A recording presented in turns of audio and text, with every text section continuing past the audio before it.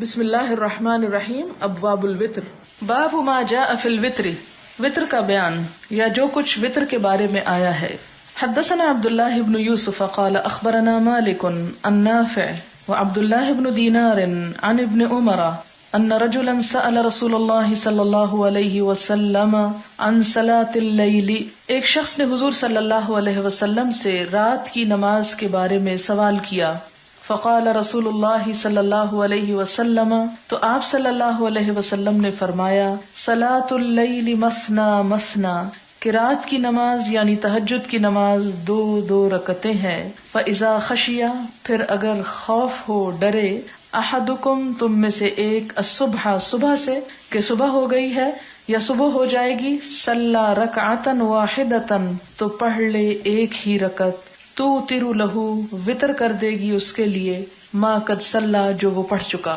وعن نافع، اور حضرت نافع سے روایت ہے، ان عبداللہ ابن عمر کان یسلم بین الرکعۃ والرکعتین فی الوتر، کہ ابن عمر سلام پھیرا کرتے تھے ایک رکعت اور دو رکعتوں کے درمیان میں، یعنی تین وطر جب پڑھتے تھے تو دو کے بعد سلام پھیر لیتے. حتی یأمر ببعض حاجتہ، یہاں تک کہ بعض اپنی ضرورت کی بات بھی کر لیتے، یعنی بیچ میں بریک کرتے تھے. یہاں پر وطر کی بات ہو رہی ہے. وطر جیسا کہ آپ جانتے ہیں کہ آڈ نمبر کو کہتے ہیں. ایک حدیث میں آتا ہے کہ اللہ تعالیٰ وطر ہیں یعنی ایک ہیں، وَيُحِبُّ الْوِطْرَ، اور وطر کو پسند کرتے ہیں. اور ہم دیکھتے ہیں کہ حضور صلی اللہ علیہ وسلم بھی بہت سے کام جب ہمیں کرنے کو کہتے ہیں تو اس میں بھی وطر عدد کو استعمال کرتے ہیں. مثلاً آپ دیکھیں کہ ذکر کے لیے 3 مرتبہ کی بات آتی ہے، 7 مرتبہ کی آتی ہے، 33 مرتبہ کی بات آئی، تو یہ سب آڈ نمبرز ہیں. پھر اسی طرح آپ دیکھیں کہ آپ صلی اللہ علیہ وسلم جیسے ایام 20 کے روزے رکھتے ہیں تو وہ بھی آڈ نمبر میں، 13، 14، 15، 3 کا. تو اسی طرح بہت ساری آپ دین کی چیزوں میں آپ دیکھیں گے کہ آڈ نمبر کو اختیار کیا گیا. اور نماز بھی اس میں اگرچہ 2 رکعتیں ہیں لیکن دن کی جو آخری نماز ہو اس کو وطر کر دیا گیا، یعنی آڈ نمبر پہ لے آئے. اسی لیے وہ آگے آپ پڑھیں گے کہ وطر کو اپنی آخری نماز بناؤ. اور اس میں ہم دیکھتے ہیں کہ آپ صلی اللہ علیہ وسلم کا طریقہ کیا تھا کہ تہجد کی نماز 2 کر کے پڑھتے اور آخر میں 1 رکعت اکیلی پڑھ لیتے تھے. اگلی حدیث. حدثنا عبداللہ بن مسلمۃ عن مالک عن مخرمۃ بن سلیمان عن قریب ان ابن عباس اخبرہ انہ بات عند میمونۃ وہی خالتہ فاستجعت فی ارض وسادۃ واستجع رسول اللہ صلی اللہ علیہ وسلم واہلہ فی طولها فنام حتى انتصف الليل او قریبا منہ فاستيقظ يمسح النوم عن وجهه ثم قرأ 10 آیات من آل عمران ثم قام رسول اللہ صلی اللہ علیہ وسلم الى شن معلقة فتودأ فأحسن الوضوء ثم قام يصلي فصنعت مثله فقمت الى جنبه فوضع يده اليمنى على رأسي واخذ بأذني يفتلها ثم صلى ركعتين ثم ركعتين ثم ركعتين ثم ركعتين ثم ركعتين ثم ركعتين. کتنی ہو گئی؟ 12. ثم اوتر، پھر 1 وتر پڑھا. ثم اشتجع، پھر آپ لیٹ گئے. حتی جاءہ المؤذن فقام فصلی رکعتین، پھر آپ اٹھے اور آپ نے 2 رکعتیں پڑھی، اور یہ 2 کیا تھی؟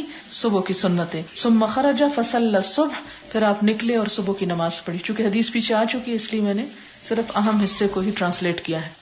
حدثنا يحيى بن سليمان قال حدثني ابن وهب قال اخبرني عمرو ان عبد الرحمن بن القاسم حدثه عن ابيه عن عبد الله بن عمر قال قال النبي صلى الله عليه وسلم، کہ نبی صلی اللہ علیہ وسلم نے فرمایا، صلاۃ اللیل مثنا مثنا، رات کی نماز 2 ہے.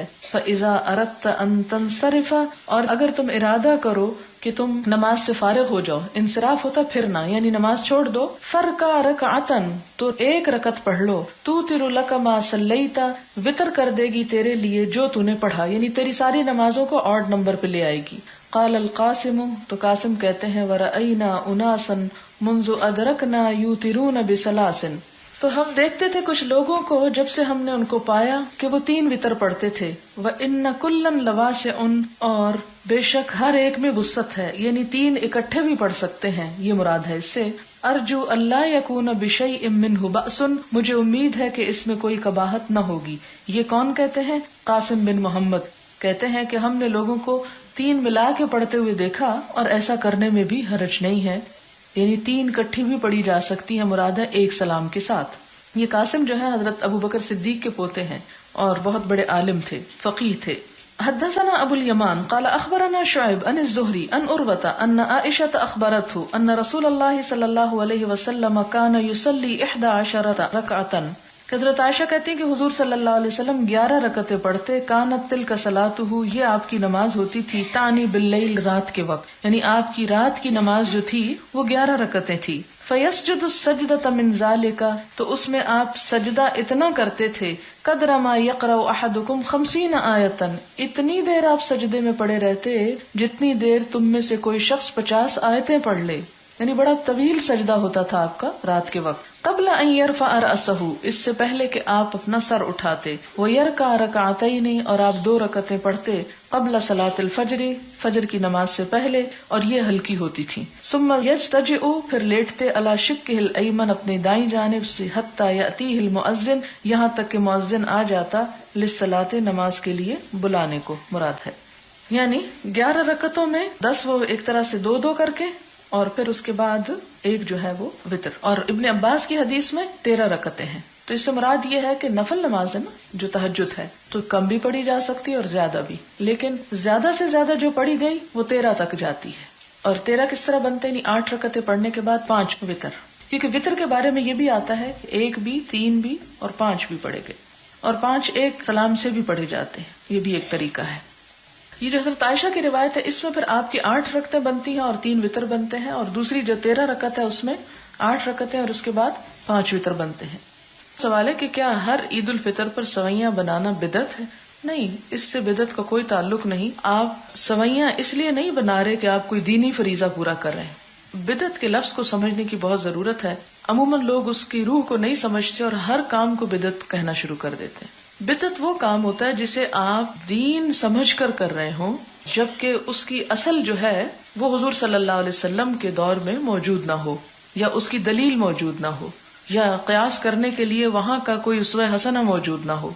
وہ کام جو آپ اپنے ایک کلچر کے حصے کے تحت کرتے ہیں تو اس کا کرنا جو ہے وہ بدعت نہیں ہے. مثلا آپ قمیض شلوار پہنتے ہیں، کیا اللہ کے رسول صلی اللہ علیہ وسلم ایسی قمیض شلوار پہنتے تھے؟ نہیں پہنتے تھے نا، کیونکہ ان کا وہ ڈریس نہیں تھا.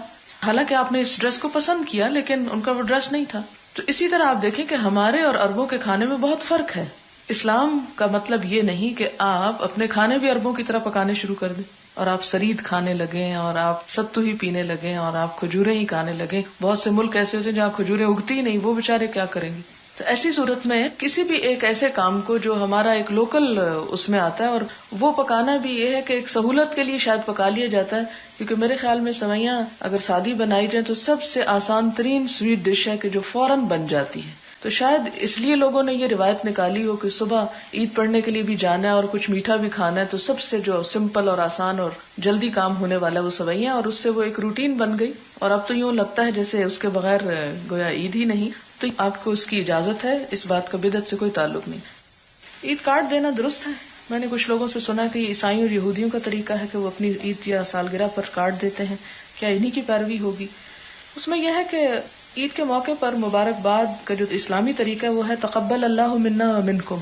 یہ ہم میں سے کسی کو بھی معلوم نہیں، اور طرح طرح کی باتیں لکھ کے وہ کارڈ بھی چھاپتے ہیں کچھ. تو اس میں یہ ہے کہ اگر آپ کوئی ایسی چیز چھاپنا ہی چاہتے ہیں تو اس میں اچھی کوئی آیت یا حدیث یا کوئی ایسا میسج جو کسی بھی حوالے سے مسلمانوں میں ایک تعلیم کو عام کر سکتا ہو، وہ اگر آپ کر کے دیں تو بہتر ہے، بجائے اس کے کہ وہ آپ ایک مصنوعی اور ایسے الفاظوں سے ایک دوسرے کو صرف گریٹنگز دے رہے ہوں. تو ہم نے ٹوٹلی پھر وہ ہر چیز وہیں سے لے لی، اور وہی شعر اور وہی عبارتیں اور وہی سٹائل اور وہی.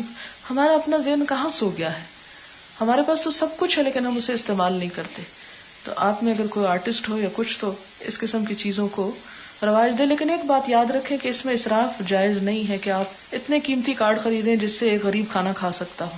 تو اس سے بہتر ہے صدقہ کر دیں. لیکن ہلکے پھلکے سیدھے سادے اگر کچھ چیزیں کہ جو لوگ آپ کے پاس نہیں ہیں یا آپ لوگوں کو ایجوکیٹ کرنا چاہتے ہیں تو یہ ایک اچھا موقع ہے، ان کو آپ میسج کنوے کر سکتے ہیں. آپ نے باب نمبر 610 میں بتایا کہ عورتیں عید کی نماز کے لیے مسجد میں ضرور جائیں. اگر کسی عذر کی وجہ سے مسجد نہ جا سکیں تو کیا گھر میں عید کی نماز پڑھی جا سکتی ہے؟ اور عید کی نماز کے بارے میں بتا دیں کہ وہ کیسے پڑھی جائے، یعنی کتنی رکعتیں، تاکہ میں گھر میں ہی پڑھ لوں. جی ہاں، آپ اگر مسجد نہ جا سکیں، عیدگاہ نہ جا سکیں تو ایسی صورت میں آپ گھر میں بھی 2 نفل پڑھ سکتے ہیں عید کی نیت کے. اور وہ عام نفلوں سے تھوڑے سے مختلف ہوں گے کہ ہر رکعت میں آپ کو ایکسٹرا تکبیریں کہنا ہوں گی.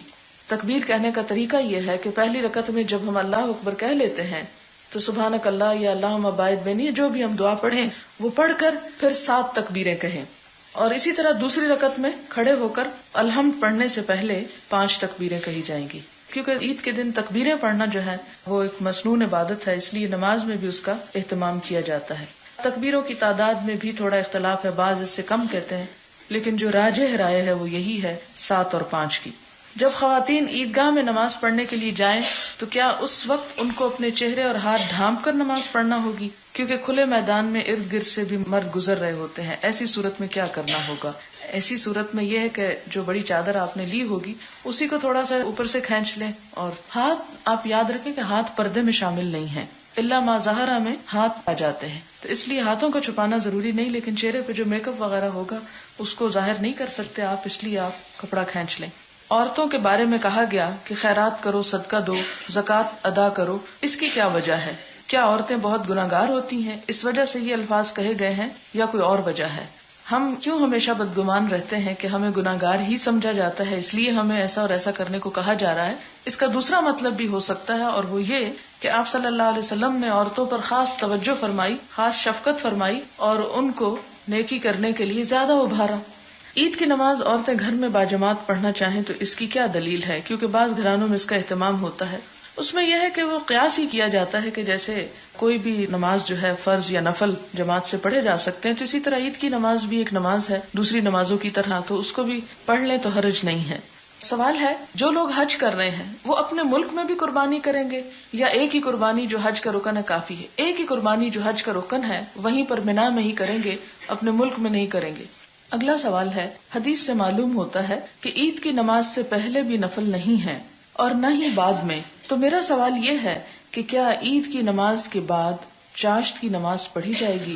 اگر آپ پڑھنا چاہیں تو گھر میں پڑھ لیں، عیدگاہ میں نہیں، کیونکہ ہو سکتا ہے آپ کو دیکھ کے کچھ اور لوگ شروع کر دیں تو وہ سنت کے خلاف ایک عمل ہو جائے گا، کیونکہ آپ صلی اللہ علیہ وسلم نے ایسا نہیں کیا، اور ویسے بھی نفلی عبادت جتنی بھی خفیہ رکھی جا سکے اتنی ہی افضل ہے۔ لیکن اگر بہت سے لوگ ایک جگہ پر اکٹھے ہو کے رہتے ہیں اور چھپانی مشکل ہے تو اس وجہ سے انسان نماز چھوڑ نہ دے کہ میں خفیہ نہیں پڑھ سکتا اس لیے ظاہری پڑھنے کا کیا فائدہ؟ نہیں، پھر بھی فائدہ ہوگا۔ کیا اگر کسی کی پوری نماز عید فوت نہ ہو بلکہ وہ درمیان میں شامل ہو تو پھر ادھوری والی رکعت بعد میں مکمل کرنی ہوگی، یعنی امام کے سلام پھیرنے کے بعد فوراً ہی کھڑے ہو جانا چاہیے، یا سلام پھیر کر پھر خطبہ سننا چاہیے اور عید کی رکعت بعد میں خطبے کے اختتام کے بعد ادا کرے؟ نہیں، جیسے باقی نمازوں میں، جمعہ میں یا فرض نمازوں میں جتنی نماز رہ جاتی ہے امام کے ساتھ پڑھنے سے، اس کو سلام کے فوراً بعد، یعنی آپ تو سلام نہیں پھیریں گے امام کے سلام پھیرنے پر، ساتھ ہی اٹھ کر آپ اتنی رکعتیں پوری کر لیں گے جو آپ کی چھٹی ہوں گی، اور بعد میں آپ خطبہ سن لیں گے۔ وتر تہجد کی نماز سے پہلے پڑھیں گے یا بعد میں؟ بعد میں پڑھیں گے۔ آپ صلی اللہ علیہ وسلم سے جب رات کی نماز کے بارے میں پوچھا گیا تو آپ نے فرمایا صلاۃ اللیل مثنی مثنی، کہ رات کی نماز 2 رکعت ہے۔ فَإِذَا خَشِيتَ الصُّبْحَ، جب تمہیں صبح کا ڈر ہو، فَأَوْتِرْ بِوَاحِدَةٍ، تو ایک پڑھ کر اس کو وتر بنا دو۔ اگر وتر تہجد کے وقت ادا کرنے کی نیت سے چھوڑے ہوں اور آنکھ نہ کھلے تو ان کی قضا فجر سے پہلے ہوگی یا بعد میں؟ فجر سے پہلے ہی کر لیں، یعنی سنت پڑھنے سے پہلے آپ وتر ادا کر لیں۔ وتر نماز 1، 3، 5، 7 اور اس سے بھی زائد پڑھ سکتے ہیں؟ کیا ایک بھی پڑھ سکتے ہیں؟ جی ہاں، ایک بھی پڑھ سکتے ہیں۔ میں نے اندازہ لگایا کہ بہت سی عبادات اور چیزیں قرآن میں، حدیث میں طاق عدد میں ہیں۔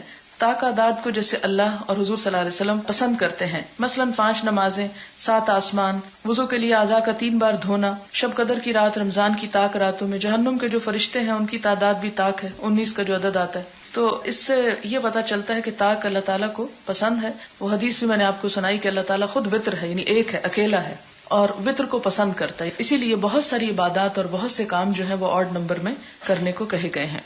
وآخر دعوانا الحمد للہ رب العالمین۔ سبحانک اللہم وبحمدک، نشہد ان لا الہ الا انت، نستغفرک ونتوب الیک۔ والسلام علیکم ورحمۃ اللہ۔ نحمده ونصلی علی رسولہ الکریم، اما بعد فاعوذ باللہ من الشیطان الرجیم، بسم اللہ الرحمن الرحیم۔ رب اشرح لی صدری ویسر لی امری واحلل عقدۃ من لسانی یفقہوا قولی۔ باب ساعات الوتر، وتر پڑھنے کے اوقات۔ قال ابو ہریرہ، حضرت ابو ہریرہ کہتے ہیں، اوصانی النبی صلی اللہ علیہ وسلم بالوتر قبل النوم، وصیت کی مجھ کو نبی صلی اللہ علیہ وسلم نے وطر پڑھنے کی نیند سے پہلے. یہ کب؟ جب انسان کو یقین نہ ہو کہ اسے صبح اٹھنا ہے. اگر اس کا صبح اٹھنے کا ارادہ نہیں ہے تو اس صورت میں وطر عشاء کی نماز کے ساتھ ہی پڑھ لیے جائیں تو بہتر ہے. اور آپ صلی اللہ علیہ وسلم نے حضرت ابو ہریرہ کو یہی وصیت فرمائی.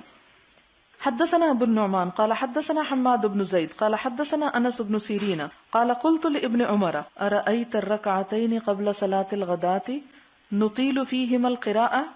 انس بن سیرین کہتے ہیں کہ میں نے عبداللہ بن عمر سے پوچھا ارأيت کیا تم سمجھتے ہو الركعتين 2 رکعتوں کو قبل صلاة الغداة صبح کی نماز سے پہلے نطیل فیہما القراءة کہ جس میں ہم لمبی پڑھیں قرات. فقال كان النبي صلی اللہ علیہ وسلم يصلي من الليل مثنى مثنى ويوتر بركعتين کہ نبی صلی اللہ علیہ وسلم رات کو 2 رکعتیں پڑھتے اور اس کے ساتھ وطر پڑھا کرتے تھے. ويصلي ركعتين قبل صلاة الغداة اور 2 رکعتیں پڑھتے تھے صبح کی نماز سے پہلے. غدات یہاں فجر مراد ہے. وَكَأَنَّ الْآذَانَ بِأُذُنَيْهِ اور اس وقت پڑھتے تھے گویا کہ آذان آپ کے کانوں میں پڑ رہی ہوتی تھی، یعنی تکبیر کے قریب پڑھتے تھے. قال حماد ای بسرعة یعنی جلدی سے پڑھ لیتے تھے. اور ایک اور روایت میں کیا پتہ چلتا ہے کہ آپ صلی اللہ علیہ وسلم پہلی رکعت میں سورۃ الکافرون اور دوسری میں سورۃ اخلاص پڑھا کرتے تھے. یعنی اتنی مختصر نماز ہوتی تھی. نوافل لمبے ہوتے تھے جو رات کو پڑھتے تھے آپ. حدثنا عمر بن حفص قال حدثنا ابي قال حدثنا الاعمش قال حدثني مسلم عن مسروق عن عائشة قالت كل الليل اوتر رسول الله صلی اللہ علیہ وسلم وانتهى وتره الى السحر. حضرت عائشہ روایت کرتی ہیں کہ کل اللیل ساری رات کو اوترا آپ نے وطر پڑھے، یعنی رات کے ہر حصے میں آپ نے وطر پڑھ کے دکھائے. کیا بتانے کے لیے کہ وطر ابتدائی رات میں بھی ہو سکتے ہیں، درمیان میں بھی ہو سکتے ہیں اور بالکل آخر میں بھی ہو سکتے ہیں. یعنی وطر کا کوئی ایک خاص وقت متعین نہیں کہ عشاء کی نماز ہی کے ساتھ لازمی پڑھنے چاہیے، رات کے کسی حصے میں بھی آپ اٹھ کے پڑھ سکتے ہیں. وانتہا وطرہ الی السحر لیکن انتہا تھی آپ کے وطر کی کس وقت میں؟ سحری کے وقت، یعنی فجر کے وقت آپ اس کے بعد نہیں پڑھتے تھے، اذان کے بعد، اس سے پہلے پہلے ساری رات میں کسی بھی وقت آپ پڑھ لیتے. باب ایقاظ النبی صلی اللہ علیہ وسلم اہلہ بالوتر، نبی صلی اللہ علیہ وسلم کا اپنے گھر والوں کو وطر کی نماز کے لیے جگانا، جس سے کیا پتہ چلتا ہے کہ وطر ایک اہم نماز ہے. اسی لیے وطر کو بعض علماء نے واجب کہا ہے، جبکہ امام احمد اور شافعی اور باقی تمام علماء کے نزدیک یہ سنت کا درجہ رکھتے ہیں. امام ابو حنیفہ اس کو واجب کہتے ہیں. حدثنا مسدد قال حدثنا يحيى قال حدثنا هشام قال حدثني ابي عن عائشة قالت كان النبي صلی اللہ علیہ وسلم يصلي کہ نبی صلی اللہ علیہ وسلم نماز پڑھتے تھے. وانا راقدة اور میں سوئی ہوئی ہوتی تھی. معترضة آڑی على فراشه آپ کے بستر پر، یعنی سامنے ہی. فاذا اراد ان یوتر جب آپ وطر پڑھنے کا ارادہ کرتے، ایقظنی تو مجھے جگا دیتے، فاوترت تو میں بھی وطر پڑھ لیتی. یعنی اس سے کیا پتہ چلتا ہے کہ ایک تاکیدی نماز ہے کہ جس کو پڑھنا چاہیے اور اس کے لیے جگانے کی بھی اجازت ہے کہ سوئے ہوئے بھی کسی کو جگانا پڑے تو جگا سکتے. عام حالات میں اس کی اجازت نہیں کہ کسی سوئے ہوئے شخص کو ڈسٹرب کیا جائے. باب لیجعل آخر صلاته وطرا، باب چاہیے کہ رات کی آخری نماز وطر کو بنائے، یعنی رات کی آخری نماز جو ہے وطر شکل میں آڈ نمبر میں آ جائے. حدثنا مسدد قال حدثنا يحيى بن سعيد عن عبيد الله قال حدثني نافع عن عبد الله عن النبي صلی اللہ علیہ وسلم قال نبی صلی اللہ علیہ وسلم نے فرمایا اجعلوا بناؤ آخر صلاتکم اپنی آخری نماز کو باللیل رات کے وقت وطرن وطر، یعنی وطر کو اپنی آخری نماز کر کے پڑھو. باب الوطر علی الدابہ، سواری پر وطر پڑھنے کا بیان. حدثنا اسماعیل قال حدثني مالک عن ابی بکر بن عبد الرحمن بن عبد الله بن عمر بن الخطاب عن سعید بن یسار انه قال كنت اسیر مع عبد الله بن عمر بطریق مکہ. سعید بن یسار کہتے ہیں کہ میں عبداللہ بن عمر کے ساتھ مکہ کے راستے میں جا رہا تھا. فقال سعید تو سعید نے کہا فلما خشیت الصبح جب مجھے صبح کا خوف ہوا نزلت میں اترا فاوترت میں نے وطر پڑھے ثم لحقته پھر ان سے مل گیا. فقال عبداللہ بن عمر این کنت، عبداللہ بن عمر ان سے پوچھتے ہیں تم کہاں تھے؟ فقلت خشیت الصبح کہنے لگے کہ مجھے صبح کا ڈر تھا. فنزلت فاوترت تو میں اترا میں نے وطر پڑھے. فقال عبداللہ تو عبداللہ کہتے ہیں الیس لک فی رسول اللہ صلی اللہ علیہ وسلم اسوۃ حسنہ، کیا تمہارے لیے حضور صلی اللہ علیہ وسلم کی زندگی میں بہترین نمونہ نہیں ہے؟ فقلت بلا واللہ، کہتے ہیں کہ ہاں اللہ کی قسم. قال فإن رسول اللہ صلی اللہ علیہ وسلم کان یوتر علی البعیر، کہ آپ صلی اللہ علیہ وسلم اونٹ پر ہی وطر پڑھ لیا کرتے تھے، یعنی سواری پر ہی وطر پڑھ لیا کرتے تھے، لہٰذا اس تکلف کی کیا ضرورت تھی کہ سواری روک کے ایک طرف کھڑے ہو کے اتر کے تم نے وطر پڑھنے کا اہتمام کیا. یعنی جو رخصت اور جو سہولت آپ صلی اللہ علیہ وسلم نے دی ہے اس سے فائدہ اٹھانا چاہیے، ان کا مقصود یہ تھا. اس میں آپ دیکھیں کہ اگر عشاء کی نماز کو تھوڑا سپلٹ کر لیا جائے تو بڑا فائدہ ہوتا ہے. ایک تو اس وقت پڑھنی آسان ہے، مثلا آپ نے فرض پڑھے اور 2 سنت پڑھ لی اور سو گئے، لمبی سی رات آپ سوئے، آپ تھوڑا سا فجر سے پہلے اٹھ جائیں، اگر 15-20 منٹ بھی پہلے اٹھیں تو 2-4 نفل پڑھنا آسان ہوتا ہے اور ساتھ وتر پڑھ لیں تو بہت ہلکا معاملہ ہو جاتا ہے. ہم نے 17 رکعتیں فرض کی اور پھر نبھائی بھی نہ. اور یہ خاص طور پر یہ بتایا جانا کہ ساری رات وتر پڑھ سکتے ہیں، اس لیے کہ اسے عشاء کے ساتھ لازم کر کے اپنے آپ کو مشقت میں نہ ڈالو. باب الوتر فی السفر، سفر میں بھی وتر پڑھنے چاہیے. حدثنا موسى بن اسماعیل قال حدثنا جویریۃ بن اسماء عن نافع عن ابن عمر قال كان النبي صلی اللہ علیہ وسلم يصلي في السفر، کہ نبی صلی اللہ علیہ وسلم سفر میں نماز پڑھتے على راحلته، اپنی سواری پر ہی، حيث توجهت به، جدھر بھی وہ آپ کو لے کر منہ موڑ لیتی، یؤمی ایماء، تو اشارے سے آپ نماز پڑھتے تھے صلاۃ اللیل، رات کی نماز. یعنی رات کو جب سفر ہوتا، اور عموماً عربوں کے ہاں رات ہی کو سفر کیا جاتا ہے کیونکہ دن میں بہت دھوپ ہوتی تھی، اور صحرائی علاقے میں بغیر کسی شیڈ کے دھوپ میں خود تو انسان اپنے آپ کو ڈھانک سکتا ہے، اور اگر اونٹ یا کسی گھوڑے پہ بیٹھا ہوا ہے تو وہ بھی جانور ہے آخر، اس کو بھی مشقت سے بچانا چاہیے. اور اگر آج کل گاڑیاں بھی ہوں تو آپ دیکھیں کہ اتنی گرمی میں وہ بھی بعض اوقات گرم ہو جاتی ہیں، ان کو بھی روکنا پڑتا ہے. تو اس صورت میں آپ صلی اللہ علیہ وسلم کا جو طریقہ تھا وہ رات کو سفر کرنے کا تھا، اور رات کو سفر کرتے ہوئے جب نفل کا وقت آتا تو آپ اپنے اونٹ پر ہی، سواری پر ہی بیٹھ کے نفل پڑھ لیا کرتے تھے، اس کے لیے نیچے نہیں اترتے تھے. اور پھر دوسری بات کیا پتہ چلتی کہ اشارے سے پڑھ لیتے تھے، یعنی پوری طرح سجدہ تو اونٹ پہ کرنا مشکل ہے، یعنی وہ چلتا ایسے ہے کہ آپ سجدہ کر رہے ہیں اس پر، ہو سکتا ہے کہ آپ دائیں بائیں لڑھک جائیں. اس صورت میں آپ صلی اللہ علیہ وسلم کا طریقہ کیا تھا کہ نفل سارے سواری پہ ہی پڑھ لیتے تھے، الا الفرائض. ہاں فرض نماز کے لیے گاڑی روک لی جائے تو بہتر ہے، الا یہ کہ ایسی مجبوری ہو کہ کوئی بھی صورت نہ ہو روکنے کی.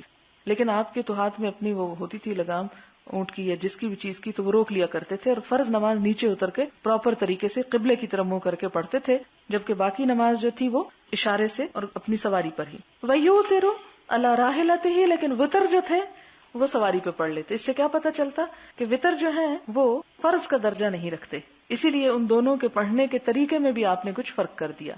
اور پھر یہ ہے کہ ایک اور بات یہ کہ سفر میں بھی وتر پڑھتے، یہ کہہ کے کیا بتایا گیا، یہ بتا دیا گیا کہ جیسے سفر میں عام سنتیں تو نہیں پڑھی جاتی، سنتیں چھوڑ دی جاتی ہیں. فجر کی نماز میں سنتیں پڑھی جاتی ہیں اور وتر بھی پڑھے جاتے ہیں، گویا وتر ایسی نماز ہے کہ جن کو سفر میں چھوڑنا نہیں چاہیے. باب القنوت قبل الرکوع، رکوع سے پہلے قنوت پڑھ لینا، و بعدہ، اور اس کے بعد پڑھ لینا. یعنی جو دعائے قنوت ہوتی ہے وتر میں، یہ دونوں طرح پڑھی جا سکتی ہے، رکوع پہ جانے سے پہلے بھی اور رکوع سے اٹھنے کے بعد بھی. حدثنا مسدد قال حدثنا حماد بن زید عن ایوب عن محمد بن سیرین قال سئل انس، محمد بن سیرین کہتے ہیں کہ حضرت انس سے پوچھا گیا، اقنت النبی صلی اللہ علیہ وسلم فی الصبح، کیا حضور صلی اللہ علیہ وسلم صبح میں قنوت پڑھا کرتے تھے؟ قال نعم، وہ کہتے ہیں ہاں. فقیلا، تو کہا گیا، اب قنت قبل الرکوع، کیا آپ نے رکوع سے پہلے دعائے قنوت پڑھی؟ قال بعد الرکوع یسیرا، تو انہوں نے کہا کہ رکوع کے بعد، لیکن تھوڑے دنوں تک آپ نے ایسا کیا. یعنی فجر کی نماز میں مستقل طور پر دعائے قنوت نہیں پڑھی، اور آپ نے جب پڑھی تو رکوع کے بعد پڑھی. اور اس سے ایک اور بات پتہ چلتی ہے کہ بعد الرکوع یسیرن کو اگر یوں لیا جائے کہ تھوڑے دنوں تک آپ نے بعد میں پڑھی، اور دوسرا یہ ہے کہ آپ نے پہلے پڑھی، تو اس سے کیا پتہ چلتا ہے کہ رکوع سے پہلے اور بعد میں پڑھنا دونوں طرح درست ہے. حدثنا مسدد قال حدثنا عبد الواحد قال حدثنا عاصم قال سألت انس بن مالک عن القنوت، میں نے انس بن مالک سے دعائے قنوت کے بارے میں پوچھا. فقال، کہا، قد کان القنوت، تھی قنوت. قلت، میں نے کہا، قبل الرکوع و بعدہ، کہ پہلے یا بعد میں؟ قال قبلہ، اس سے پہلے. قال فإن فلانا اخبرنی عنک، وہ کہتے ہیں کہ مجھے فلاں نے تمہارے بارے میں بتایا ہے، انک قلت بعد الرکوع، کہ تم کہتے ہو بعد رکوع کے تھی. فقال کذب، انہوں نے کہا کہ وہ جھوٹ کہتے ہیں. انما قنت رسول اللہ صلی اللہ علیہ وسلم بعد الرکوع شہرا، کہ نبی صلی اللہ علیہ وسلم نے رکوع کے بعد 1 مہینے تک قنوت پڑھی تھی. اراہ کان بعث قوما، میرا خیال ہے کہ جب آپ صلی اللہ علیہ وسلم نے ایک گروہ کو بھیجا تھا، یقال لهم القراء، جن کو قراء کہا جاتا تھا، یعنی جو 70 قاری تھے، زہاء 70، 70 کے قریب، رجلا شخص تھے، الی قوم مشرکین، مشرک قوم کی طرف، دون اولئک، ان کے علاوہ، وکان بینہم و بین رسول اللہ صلی اللہ علیہ وسلم عہد، جن کے اور نبی صلی اللہ علیہ وسلم کے درمیان عہد تھا، لیکن انہوں نے کیا کیا تھا، یہ بئر معونہ کا واقعہ ہے، جب آپ صلی اللہ علیہ وسلم نے نجد کی طرف 70 قراء کو بھیجا تھا، یعنی اپنے معاشرے کے چنے ہوئے پڑے ہوئے لوگوں کو، لیکن انہوں نے ظلم و ستم کے ساتھ کیا کیا، ان پر حملہ کیا اور ان سب کو شہید کر دیا۔ فقنط رسول اللہ صلی اللہ علیہ وسلم شہرا یدعو علیہم، تو آپ صلی اللہ علیہ وسلم نے ایک مہینہ تک کیا کیا، دعائے قنوت پڑھ کے فجر کی نماز میں ان کے اوپر بد دعا کی کہ اللہ تو ان سے خود بدلہ لے۔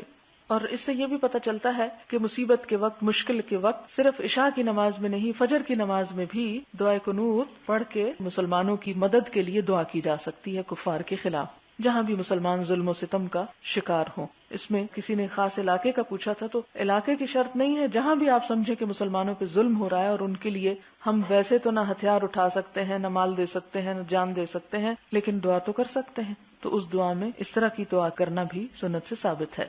پھر اس کے بعد کیا پتہ چلتا ہے کہ حدثنا احمد بن یونس حدثنا زائدۃ عن التیمی عن ابی مجلس عن انس بن مالک قال، انس بن مالک کہتے ہیں قنط النبی صلی اللہ علیہ وسلم شہرا یدعو علی رعل و ذکوان، کہ آپ صلی اللہ علیہ وسلم رعل اور ذکوان جو قبیلے تھے جنہوں نے مسلمانوں کو قتل کیا تھا، ان پر مہینہ بھر قنوت پڑھ کے بد دعا کی۔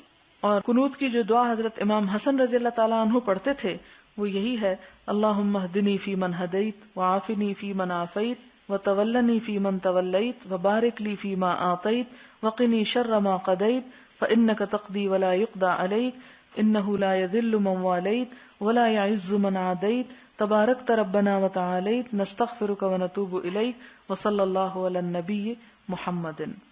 اور اس کے علاوہ ایک دوسری دعا بھی ہے، اللہم اغفر لنا وللمؤمنین والمؤمنات والمسلمین والمسلمات اللہم الف بین قلوبہم واصلح ذات بینہم وانصرہم علی عدوک وعدوہم اللہم لعن الکفرۃ الذین یصدون عن سبیلک ویقاتلون اولیاءک اللہم خالف بین کلمتہم وزلزل اقدامہم وانزل بہم بأسک الذی لا تردہ عن القوم المجرمین اللہم انجل المستضعفین من المؤمنین اللہم اشدد وطأتک علی فلان وجعلها علیہم سنین کسنی یوسف۔ یہ دعا خاص طور پر جو اس مقصد کے لیے پڑھی جائے، یعنی عام حالات کے علاوہ جس میں دشمنوں کے خلاف ایک طرح سے بد دعا ہے، تو یہ نیچے والی دعا جو ہے یہ اس میں زیادہ اس طرح کے معنی آتے ہیں، جبکہ پہلی دعا عام دنوں میں عام حالات میں پڑھی جا سکتی ہے۔ اور اس کے علاوہ ایک اور دعا بھی ہم پڑھتے ہیں، اللہم انا نستعینک ونستغفرک ونتوب الیک۔ جی ہاں، جو دعائیں رٹ کے پڑھتے ہیں نا انسان، وہ پھر جب کہیں سنانی پڑے تو بھول جاتی ہے، وہ پھر کہتے ہیں پہلا لفظ ذرا بتا دو۔ تو اس کے مقابلے میں یہ جو حدیث ہے اللہم اہدنی فی من ہدیت، اس کی سند زیادہ صحیح ہے، وہ بھی پڑھی جا سکتی ہے لیکن سند کے اعتبار سے وہ نسبتاً ضعیف ہے۔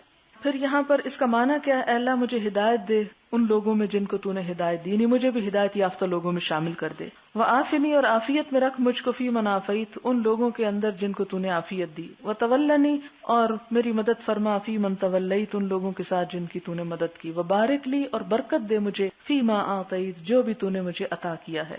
وقنی، اور بچا مجھ کو، شر ما قضیت، اس چیز کے شر سے جو تو نے فیصلہ کر رکھا ہے۔ فإنک تقضی، کیونکہ تو خود فیصلہ کرتا ہے، ولا یقضى علیک، اور تیرے مقابلے پہ کوئی فیصلہ نہیں کر سکتا، یا تیرے فیصلے کو کوئی نہیں بدل سکتا۔ وإنہ لا یذل من والیت، بات یہ ہے کہ جسے تو ذلیل کر دے اس کا کوئی ساتھ نہیں دے سکتا۔ لا یذل من والیت، نہیں ذلیل ہوتا جس کو تو دوست بنا لے، ولا یعز، اور نہیں عزت پاتا من عادیت، جس سے تو دشمنی کر لے۔ تبارکت وتعالیت، تو بابرکت ہے، بہت بلند ہے۔ نستغفرک، ہم تجھ سے بخشش کی دعا کرتے ہیں۔ ونتوب الیک، اور آپ کی طرف توبہ کرتے ہیں۔ وصلی اللہ علی النبی محمد، اور آخر میں یہ درود پڑھا جاتا ہے۔ حدثنا مسدد قال حدثنا اسماعیل قال حدثنا خالد عن ابی قلابۃ عن انس قال كان القنوت في المغرب والفجر۔ حضرت انس کہتے ہیں کہ قنوت مغرب اور فجر دو دفعہ دو جگہوں پہ پڑھی گئی، یعنی یہ مغرب اور فجر کی ہمیشہ نہیں ہے، یہ خاص حالات میں اور مشکلات میں پڑھنے کی بات ہے، اور عموماً ہم کب پڑھتے ہیں؟ عشاء کے ساتھ۔ دو تین چیزیں ذہن میں رکھیں، اب یہ جو وطر کا باب تو گزر گیا، میں اس کو خلاصہ اس لیے کرتی ہوں کہ آپ کے ذہن میں کچھ کنفیوژنز ہو تو وہ دور ہو جائیں، یا پھر اگر اور ہوئی تو وہ آپ سوال کر کے کر سکتے ہیں۔ پہلی بات یہ کہ وطر جو ہے آڈ نمبر کو کہتے ہیں، ایک بھی ہوتا ہے، تین بھی ہوتے ہیں، 5 بھی، 7 بھی، 9 بھی، 11 رکعتیں تک بھی ایک ہی سلام میں پڑھی گئیں، اور اس میں دو دو کے بعد بیٹھا نہیں جاتا بلکہ ایک ہی اسٹریچ میں ایک کے بعد ایک رکعت، ایک کے بعد ایک رکعت۔ ایک طریقہ یہ ہے۔ دوسرا طریقہ کیا ہے کہ 2 رکعتوں کے بعد بیٹھ کے اتحیات آخر تک پڑھ کے سلام پھیر کے پھر کھڑے ہو کے ایک الگ پڑھ لی جائے۔ پھر اسی طرح اس طرح بھی پڑھا جاتا ہے کہ 2 کے بعد اتحیات پڑھ کے پھر کھڑے ہو کے ایک متصل جو ہے وہ پڑھ لی جائے۔ پھر دعائے قنوت آتی ہے تو رکوع سے پہلے بھی پڑھ سکتے ہیں اور رکوع کے بعد بھی پڑھ سکتے ہیں. ہاتھ اٹھا کے بھی پڑھ سکتے ہیں. کہا جاتا ہے کہ حضرت عبداللہ بن عمر کا تھا, حضور صلی اللہ علیہ وسلم تک تو یہ رفع نہیں ہوا, لیکن ان کا فعل تھا کہ وہ ہاتھ اٹھا کے پڑھتے تھے. اور آپ صلی اللہ علیہ وسلم نے مختلف مواقع پر جو دعائیں کی ہیں ان میں ہاتھ اٹھانے کا ذکر ملتا ہے. لیکن اگر کوئی اٹھاتا ہے تو بھی ٹھیک ہے, اور اگر کوئی نہیں اٹھاتا تو بھی وہ کوئی جرم نہیں کر رہا. دونوں طریقوں سے یہ پڑھی جا سکتی ہے. اور دوسری بات یہ کہ آخری نماز وتر کو بنایا گیا کہ سب سے آخر میں وہی پڑھی جائے. ایک روایت میں آتا ہے کہ آپ نے 2 نفل بیٹھ کر پڑھے, لیکن وہ پھر وہی بات یاد رکھیں کہ جب آپ کا فعل اور آپ کا قول مقابل آ جائے تو آپ کا قول ہمارے لیے ہوتا ہے اور فعل جو ہوتا ہے وہ آپ کی ذات کے لیے خاص ہوتا ہے. لیکن آپ دیکھیں کہ مثلاً آپ رات کو وتر پڑھ کے سو گئے, صبح آپ کی آنکھ کھل گئی, آپ چاہتے ہیں نفل پڑھنا. اب آپ کے لیے یہ نہیں کہ کوئی لکیر کھینچ دی گئی, آپ کو زنجیر میں باندھ دیا گیا کیونکہ وتر پڑھ چکے ہیں اس لیے آپ نفل نہیں پڑھ سکتے. نہیں, نفل آپ اپنی حاجت کے یا کوئی اور آپ تہجد وغیرہ کے پڑھ سکتے ہیں. یہ چیزیں راجح اور غیر راجح میں آتی ہیں. یہ نہیں کہ ایسا کرنے سے نماز ٹوٹ جاتی ہے یا فاسد ہو جاتی ہے یا خراب ہو جاتی ہے. یہ وسعتیں ہیں جو دین کے اندر پائی جاتی ہیں, اور بعض اوقات میں ان ساری وسعتوں کو دیکھتی ہوں تو میرے ذہن میں یہی بات آتی ہے کہ اسلام جس نے مختلف ذہن اور سوچ اور نفسیاتی صلاحیت رکھنے والوں کے لیے مختلف طریقے رکھے ہیں. یعنی اگر 11 رکعتوں کی بات ملتی تو 13 کی بھی مل جاتی ہے, تو ہو سکتا ہے کہ کوئی 11 ہی پڑھنے کا اہل ہو اور کوئی 13 پڑھ سکے. اور یہ بھی نہیں کہا کہ فرض ہے کہ 11 ہی پڑھو یا فرض ہے کہ 13 ہی پڑھو. اس سے کم بھی اگر کوئی پڑھتا ہے تو اس سے بھی اس پر کوئی ملامت نہیں ہے.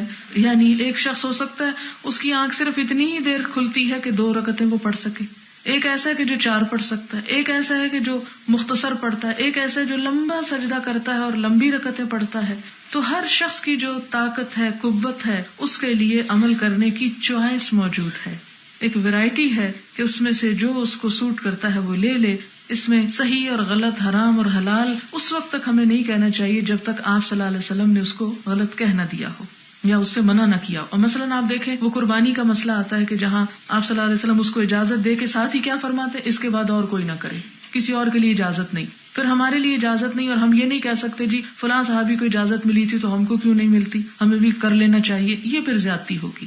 تو جہاں آپ نے لکیریں کھینچ دی, بات واضح کر دی کہ الحلال بین والحرام بین, حلال بالکل واضح ہے, حرام بالکل واضح, اور درمیان میں کچھ مشتبہات ہیں, ملے جلے امور ہیں, ان میں پھر کیا ہے, وسعت ہے.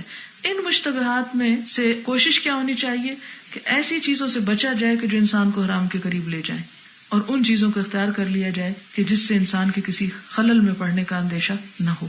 اور اس وسعت کو برقرار رہنے دیا جائے. اس میں جھگڑے اور فساد اور مسجدوں کا الگ کرنا اور لوگوں کا فرقوں میں بڑھ جانا, اس سے کوئی گنجائش نہیں نکلتی. یہ ساری خرابی وہاں سے آئی کہ جب مسلمانوں کو بانٹنے کی سکیمیں ایجاد کی گئی, کیونکہ لوگوں کو یہ پتا تھا. آپ دیکھیں کہ آپ صلی اللہ علیہ وسلم نے آ کر اصل کام کیا کیا کہ قبائل کو شیر و شکر کر دکھایا. اور یہی آپ کا معجزہ تھا کہ مختلف سوچ, مختلف صلاحیتیں رکھنے والے لوگ ایک جگہ پر آ کے جمع ہو گئے تھے, اور ان کی وجہ سے اسلام کو جو فائدہ ہوا کسی اور سبب سے نہیں ملتا. اور یہاں تک کہ آپ صلی اللہ علیہ وسلم نے مصلحت کی خاطر یہود کے ساتھ بھی معاہدہ کیا اور ان کو بھی ساتھ ملایا کہ مدینے پہ اگر کوئی حملہ کرے تو ہم ساتھ مل کر دفاع کریں گے. اگرچہ انہوں نے نہیں نبھایا, لیکن جو اتفاق اور اتحاد اور لوگوں کو اکٹھا کرنے میں برکت ہے وہ بانٹنے اور توڑنے اور کاٹنے میں نہیں ہے. تو ہمیں بھی اسی پالیسی پر چلنا چاہیے اور زیادہ سے زیادہ لوگوں کو دین کے نام پہ قریب لانا چاہیے, نہ کہ سختیاں پیدا کر کے ان کو الگ کر دینا چاہیے.